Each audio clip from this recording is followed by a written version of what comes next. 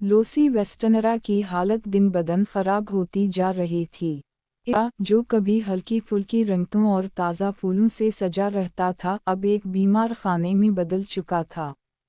हवा में लहसुन की तेज़ बू महक रही थी, दीवारों पर मुक़द्दस सलीबियाँ लटक रही थीं, और खिड़कियों के पर्दे इस तरह बंद थे कि सूरज की एक किरण भी अंदर न आ सके।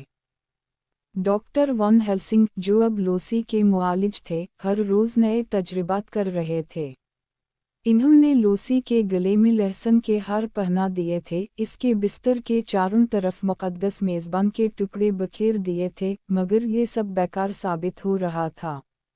हर सुबह जब वो लूसी का मुआयना करते, इसकी गर्दन पर नए निशानात ज़ाहिर होते और इसका चेहरा ज़्यादा मुर्दा नज़र आता। ये लानत सिर्फ लहसुन और सलीबों से नहीं रुकेगी, वॉन हेल्सिंग ने एक शाम आर्थर से कहा। उसी आंखों में नींद और परेशानी के गहरे हल्के थे। हमें इसकी जड़ तक पहुंचना होगा। ड्रैकुला ने इस पर अपना कब्जा मजबूत कर लिया है। आर्थर, जो लूसी के बिस्तर के सरहाने बैठा था, ने अपनी मंगेतर का हाथ थाम रखा था। क्या आप कह रहे हैं कि वो बच नहीं सकती? वॉन हेल्सिंग ने गहरी सांस भरी। मैं तुम्हें झूठ नहीं बोल सकता, मेरे बेटे।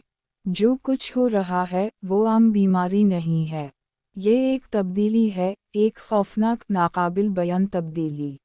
उसी रात जब चंद आसमान पर अपनी पूरी आबूताब से चमक रहा था और साए लंबे हो रहे थे, लूसी ने अचानक अपनी आँखें खोलीं। मगर ये वो आँखें नहीं थीं जो आर्थर जानता था, वो नीली, मासूम आँखें जो कभी मोहब्बत और मेहरबानी से चमकती थीं। अब वो खून की मानिंद सुर्ख थीं और उनमें एक शैतानी चमक थी। इसके होंठ, जो पहले गुलाबी और तरोताज़ा रहते थे, अब फटे हुए और खून आलूद थे। इसके दांत नोकीले और लंबे हो चुके थे, जो उसके होंठों से बाहर झांक रहे थे। आर्थर, मेरे प्यारे, उसने एक भयानक पुरस्कार आवाज़ में कहा, जो लूसी की नरम और मीठी आवाज़ जैसी बिल्कुल नहीं थी। मेरे करीब अलिफ़मद्दा, तुम्हारा खून मेरे लिए अमृत से ज़्यादा कीमती है। तुम्हारी मोहब्बत मुझे ज़िंदगी देगी। आर्थर पीछे हट गया, हैरान और खौफज़दा। इसकी मंगेतर अब वो मासूम लड़की नहीं रही थी जिससे वो प्यार करता था। ये कोई और था, कोई और चीज़, जो लूसी के जिस्म में रह रही थी। वॉन हेल्सिंग ने फौरन कमरे में दाखिल होते हुए एक चांदी की सलीब लहराई। वापस जाओ, नापाक रूह। तो उस मासूम जिस्म पर कोई हक नहीं रखती। ये औरत तेरी नहीं है। लूसी, या वो चीज़ जो लूसी बन चुकी थी, ने एक खौफनाक गैर इंसानी चीख मारी, जो कान को बहरा कर देने वाली थी। इसका जिस्म बिस्तर पर तशंज में आ गया, उसके हाथों के नाखून लंबे और नोकीले हो गए, और इसकी आँखों से एक सुर्ख रोशनी निकलने लगी। चंद लम्हों बाद वो फिर से बेहोश हो गई, मगर इसकी सांसें अब और भी कमज़ोर हो चुकी थीं, जैसे कोई मरना चाह रहा हो। अगली सुबह लूसी ने अपनी आखिरी सांसें लीं। इसकी मौत ने सबको तड़पा दिया। आर्थर टूट चुका था, इसका सारा जिस्म कांप रहा था, और वो लाशी के पास बैठा रोए जा रहा था। वॉन हेल्सिंग के चेहरे पर अजीब सी तशवीश थी, वो जानता था कि ये सिलसिला ख़त्म नहीं हुआ था। अभी सब ख़त्म नहीं हुआ, उसने कहा, अपनी आवाज़ में एक अजीब से अरताश के साथ। अब हमारी हकीकी जंग शुरू होती है। तुम समझते हो कि वो मर गई है, मगर दरहकीकत वो अभी जिंदा है, एक नई खौफनाक शक्ल में। लूसी को वेस्टनरा ख़ानदान के पुराने मकबरे में दफनाया गया। तदफीन के मौका पर हवा में एक अजीब सी घिनघराहट थी। परिंदे खामोश थे और सूरज बादलों के पीछे छुपा हुआ था।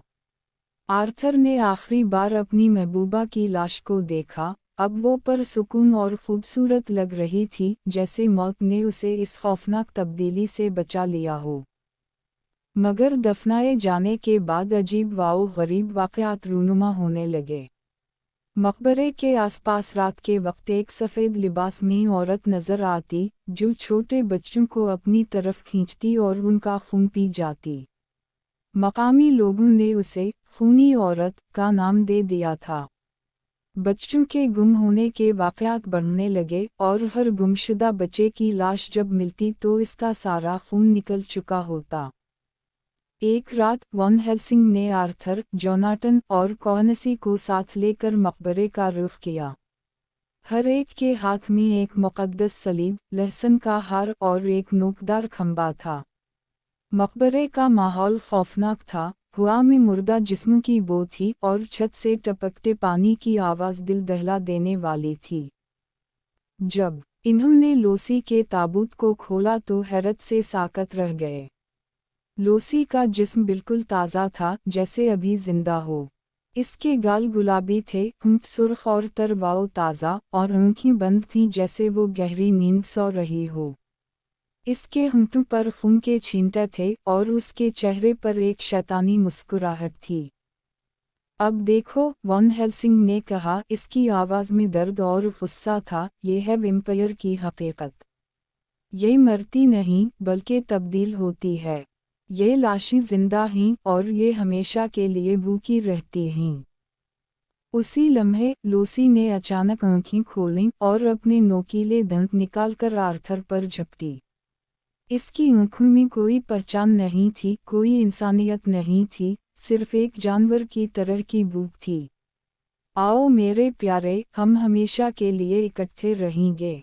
तुम्हारा खून मेरी प्यास बुझाएगा।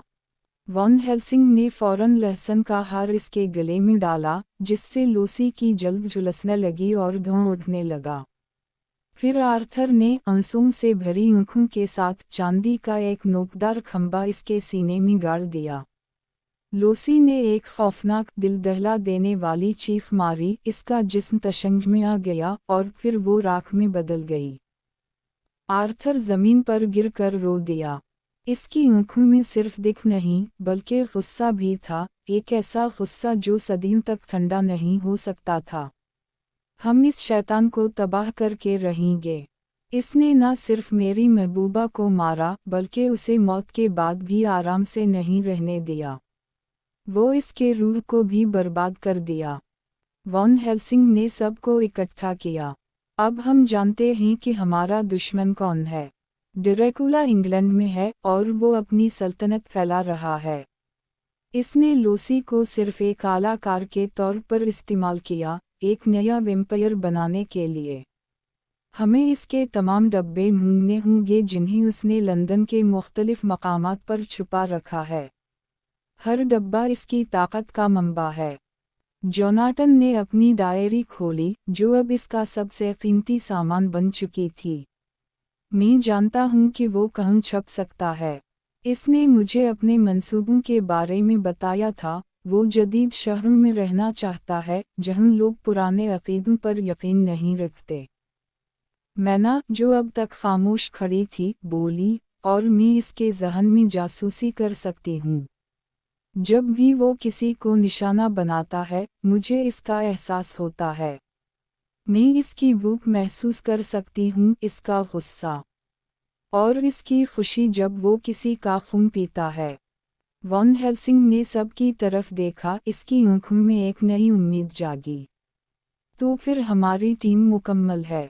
एक वकील जो इसका किला देख चुका है, एक डॉक्टर जो इसकी हकीकत जानता है, एक अमरीकी शिकारी जो इसका मुकाबला कर सकता है, और एक साइकिकली कनेक्टेड औरत जो उसके जहन तक पहुंच सकती है।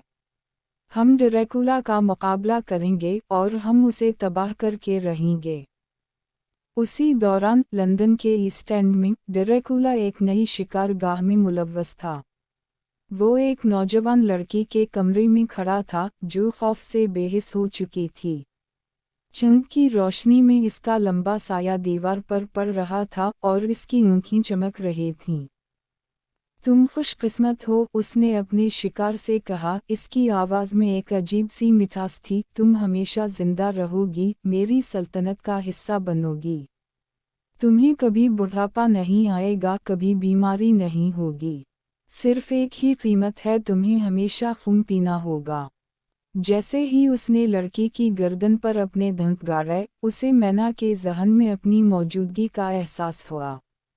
وہ مسکرایا، اس کے خون آلود ہونٹوں پر ایک شیطانی مسکراہٹ ابھری۔